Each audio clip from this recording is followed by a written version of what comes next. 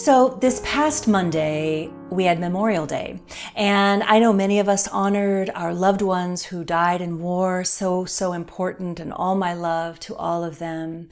And, I came across something that as I learned more about it, I realized that it was important for me to start this talk with this today, because it was something that I did not know. I didn't know the details.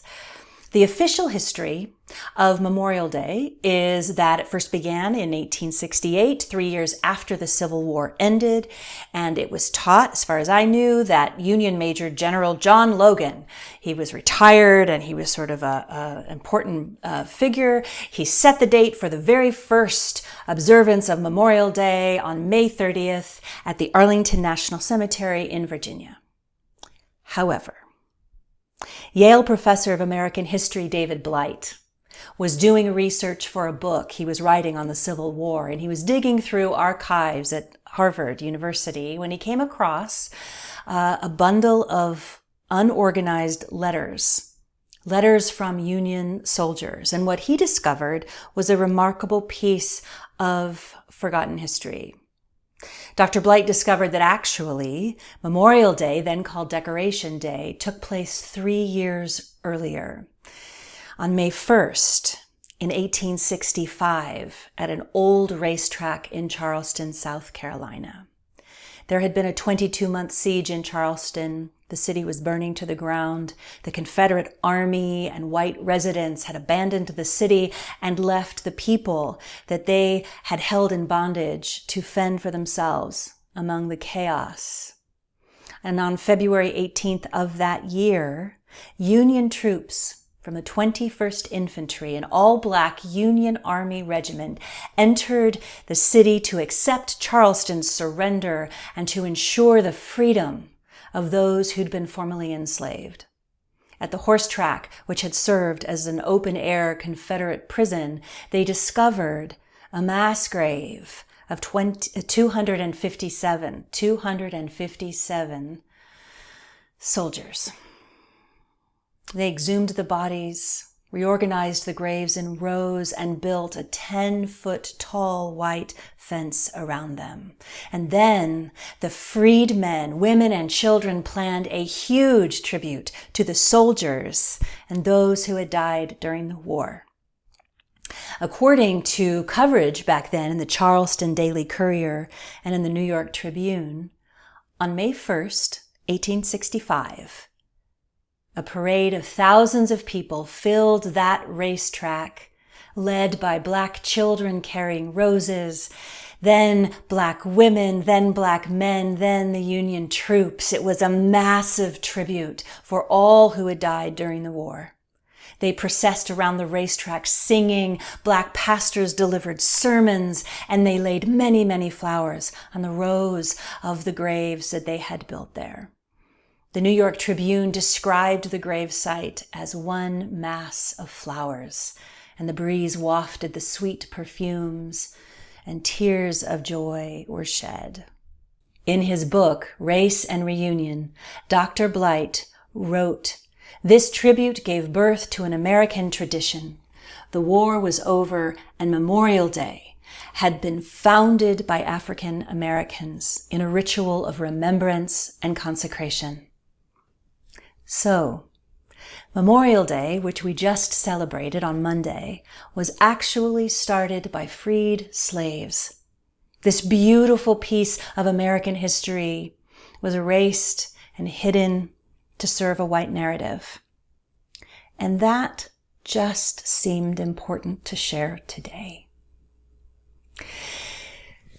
So as many of you know, many of you might know, we typically set our talk titles usually about a month or so ahead of time. And, a month ago, I thought, my gosh, with everything going on, by the end of May, surely we are all going to be ready for some lightness and humor. And so I decided a month ago that my talk title for today would be, Know What I Mean, Jelly Bean, Clarifying Your Intent with Joy. Ha! It seemed fun at the time. Know what I mean, Jelly Bean? Yeah. It was The plan was to share tools with you for cultivating joy. And I was going to have folks, share their favorite funny stories. And we will do that at some point. I think that is very, very important. However, that is not today's talk. It just cannot be. Not after the week that we have all had, in this country, between exceeding 100,000 deaths from COVID and the corruption that seems to be coming out daily from our federal and state governments, and then the horrific murder and public lynching of George Floyd. Yeah, no, I'll save that talk for another time. Friends, in times like this, I often I have to just completely open my heart. And I think, help me, God. I have no idea what to say. I have no idea what to say on Sunday. And then I get quiet and I ask for guidance. I highly recommend this practice, by the way. If you're ever wondering what to do or what to say, get quiet and ask for guidance. Because what comes then after turning within and getting quiet, when I do this practice, I'm always so grateful for what comes through. And I'm often surprised by the information that I received to share with you. And what I heard in that moment, what I felt, was this memory of a book written by Anne Lamott from 2012 called Help, Thanks, Wow. And in it, she writes, "Gorgeous, amazing things come into our lives when we are paying attention. Mangoes, grand nieces, Bach, ponds, astonishing material and revelation appear in our lives all the time. We just have to be open for business. And we have to start where we are." So, while some businesses are still not open, we can be. We can be. And starting where I am today, I'm grieving. I'm grieving. Like many of you, I know, are grieving along with me. It's been quite a week. It's been quite a week. This past Thursday, I had the great blessing to gather with Tracy Brown. And for those of you who don't know Tracy, I know she's done some diversity training at New Thought Center when I was away. She also began the very successful Facebook page, What Is Mine to Do? If you don't know of that group, oh my word, please consider joining it. It is dedicated to ending race-based violence. She's just awesome. Tracy is awesome. She's a practitioner in our movement. And she, along with a small group of CSL leaders from around the country, we met and we gathered to grieve together, to listen, to support one another. And my biggest takeaway from that blessing of time with my colleagues was how important it is right now as a very first step in all of this to allow the space for our pain and our grief and our sadness over what is happening to our Black and brown sisters, brothers, and siblings all over this country. Just to allow the feelings to emerge. And I want to say to you that wherever you are with this, that there is great power in allowing yourself to feel the feelings that are coming up. So I invite you to just take a deep breath. Maybe put your hand on your heart if that helps you. If you're feeling the big feelings by all of the injustice that is happening right now, here is what I want you to know. As weird and maybe difficult as this sounds, feeling the pain is a very, very good thing.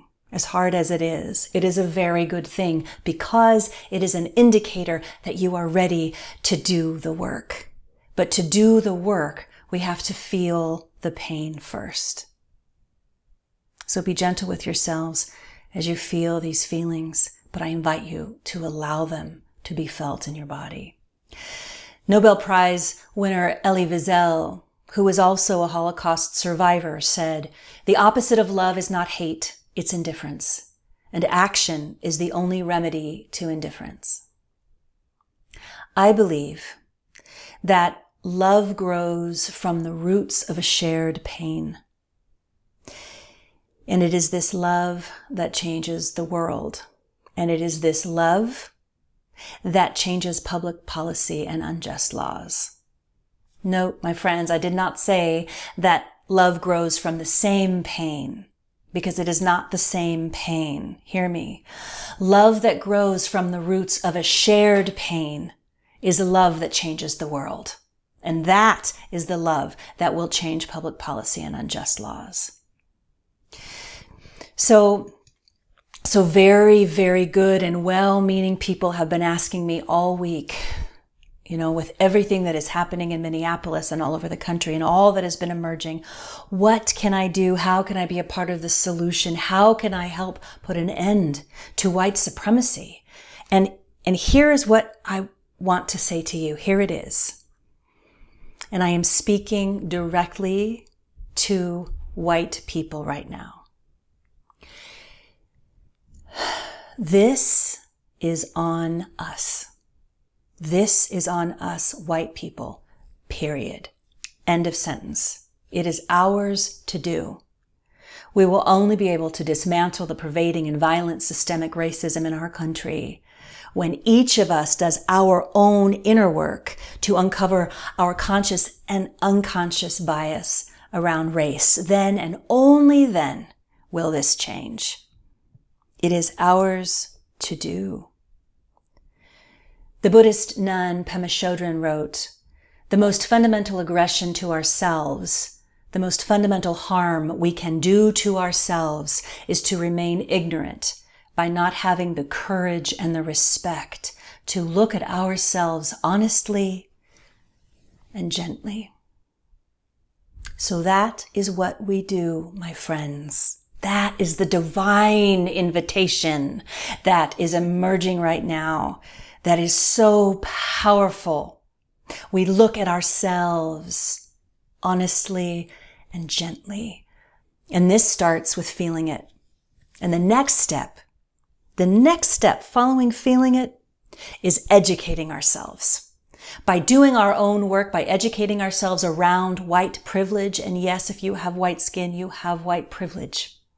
It is about understanding race and implicit and explicit bias. It is about recognizing things like white savior complex and white centering and otherizing. This is essential and crucial work on the deepest level, and it is the prerequisite, my friends, it is the prerequisite required so that we can actually actively participate in successfully dismantling race-based violence and injustice once and for all. Because the time is now. The time is now. So, while I am just absolutely not up for telling funny stories today, we've got cities burning and our black and brown communities and so much pain. Here is what I want to say.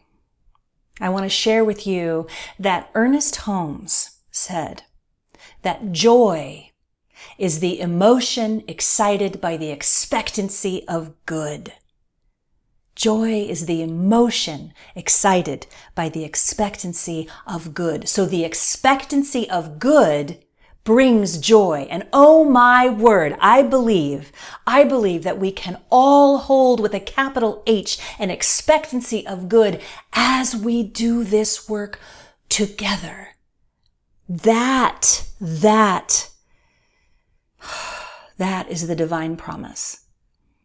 That it will bring us to good. It will bring us to God. It will bring us to joy. Earlier this week, I woke up at 3:00 in the morning thinking about George Floyd and all of those killed before him. And I couldn't go back to sleep. And I realized that I had a deep ache in my heart, a deep longing. I wanted to put love into action for our community, for the New Thought Center for Spiritual Living and our beautiful global community that visits us here as well. Spirit nudged me to write an email. And so at 3:00 in the morning, I wrote an email because, when God calls, I listen. And it just so happens that we are blessed in our community here at New Thought Center to have a gender, race, and justice expert and educator, Jen Moore, as one of our very own members. And she was my 3 a.m. email. And in it, I shared with her what I was feeling, and I asked her, in response to all that was going on this week, if she would consider teaching a virtual course on this subject matter for us. Now, the spiritual nudge that I got was really strong, and it was timely, and it was urging me that this has to happen quickly, that it's important. And let's face it, that's a lot to ask someone in the middle of a pandemic, to just basically drop everything and prepare a course to teach. It's a lot. And when I woke up in the morning, my answered prayer was waiting for me in my inbox because Jen responded with a very gracious yes.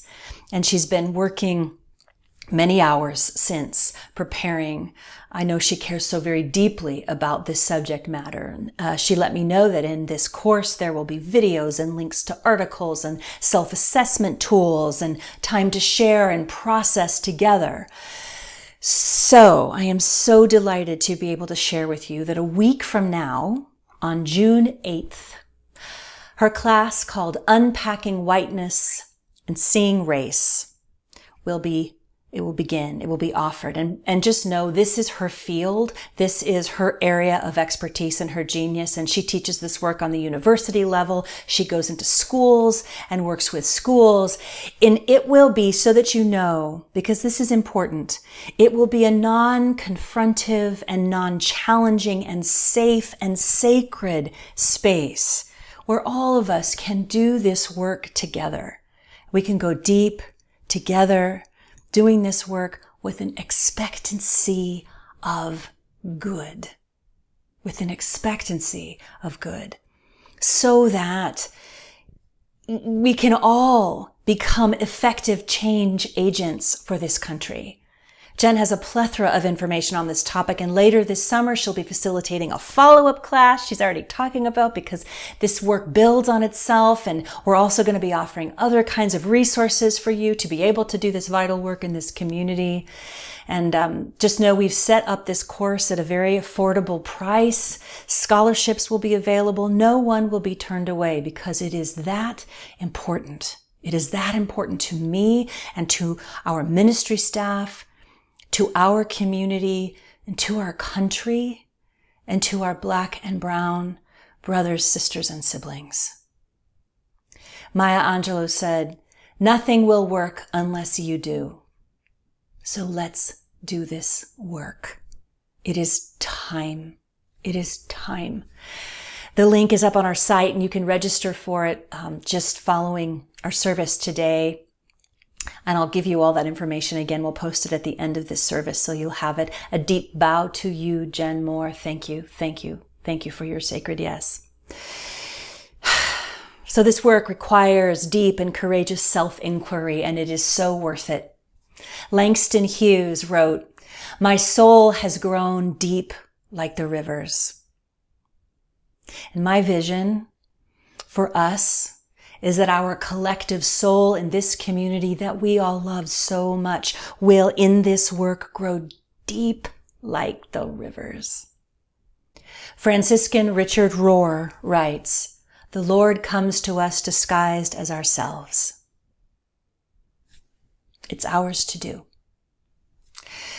I would like to end my talk today by telling you a story that I love, and it's adapted from a collection of wisdom stories from around the world. Just stick with me here. It's called "How Much Does a Snowflake Weigh?" It was deep winter, and the snow was falling steadily upon the hillside. A tiny mouse crept out of its hole for a little break in its long winter sleep. "Well, hello, little mouse," said a tiny bird, shivering on a bare branch just overhead. "Oh, hello," said the mouse. "Pleased to find some company on this bleak day." The mouse joined the bird on the branch. Huddled together for warmth, they both sat and watched the snow fall. After a moment, the mouse asked the little bird, "How much do you think a snowflake weighs?" "Oh, a snowflake weighs almost nothing," the little bird replied. "A snowflake is so insignificant, it carries almost no weight at all. How could you possibly weigh a snowflake?" the little bird asked. "Oh, I disagree," said the mouse. "In fact, I can tell you that last winter, right around this time, I came out here, right here, for a breath of fresh air, and because I happened to be alone that day, I sat on a big branch and began counting the snowflakes as they fell. I watched them settle on the tree. I got as far as 2,492,359. And then, when the very next snowflake fell and settled onto the big branch, the branch dropped right down to the ground, and all the snow slid right off of it. It was done for." "So you see," the mouse told the little shivering bird, "just that one last snowflake weighed enough to make that big branch break off and sink down all the way to the ground." And the little bird, shivering from the cold, who never thought she had much influence on the big world around her, pondered for a long time. And then, after a moment, the little bird said, "I see now. It really is true that one little voice can make all the difference in the world." So, my friends, this week, start where you are. Feel your feelings. Start the work to educate yourself about systemic racism with the expectancy of good, because your voice matters and it is deeply needed. Let's pray. I invite you to take a deep breath and just turn within. What a blessing it is to know there is one divine spirit called by so many names. It is love itself, and it is right here where I am, where each one of us is. And I am so grateful for this love that lives and breathes at the center of each one of us. This love is the most true thing about us. It woke us up this day, it brought us to this place, and it brings us to this divine work that we get to do. This next step, this divine next step that we all get to take. And in this moment, I allow the love that is felt right here to be a beacon of love and light to every city and town and heart that is calling for it. I am so grateful for this teaching, for knowing that we are at choice and we have an opportunity to step into a higher vibration of love and to be our sisters, our brothers, and our siblings' keeper. This I affirm for each one of us. I affirm peace and love and grace, and I say a special prayer this day for George Floyd and his family, and for all those who came before him, who experienced in any way, shape, or form race-based violence. I also say a very special prayer for all of those navigating COVID. I know with everything that I am that there is a love that is emerging here, and it is big and it is mighty. It is big and it is mighty. And so from this place of grace, I bless every being who is having church at home, wherever they are celebrating or supporting each other. I bless all churches, mosques, ashrams, temples, synagogues, altars at home, right now in this moment. And so it is from this place of oneness and grace that I bless it all. I bless all that is emerging. I say a special prayer for peace, a peace that passeth all understanding. So from this place of peace, of grace, of groundedness, and of divine opportunity, I am filled with gratitude. I am so thankful for this community and for this answered prayer. I let go, I let God, I let love. I let it be. And so it is. Blessed be.